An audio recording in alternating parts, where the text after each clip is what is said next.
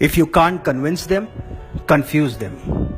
Congress seems to be following this strategy to win 2019 general elections. But to understand this, we need to wind our clocks back to 2004 when Vajpayee government was nearing its completion.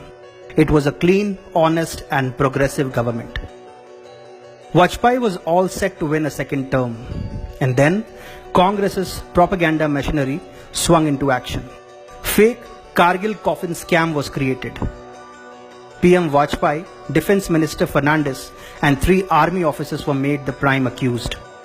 The case will drag on for 9 long years. The CBI declares in 2013 that there is no evidence against the accused. So what happened in the meantime?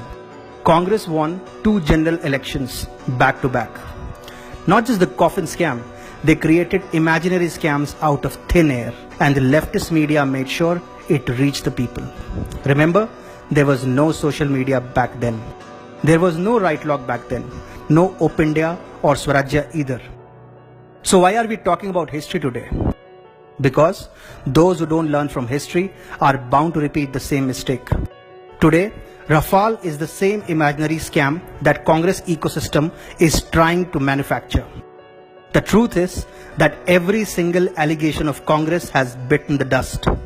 There is no scam. There is nothing. It's not even worthy of a space in a news ticker.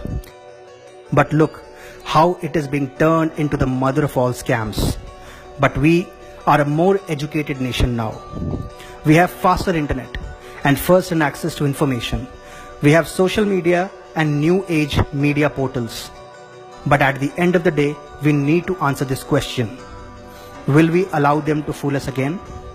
The choice is ours.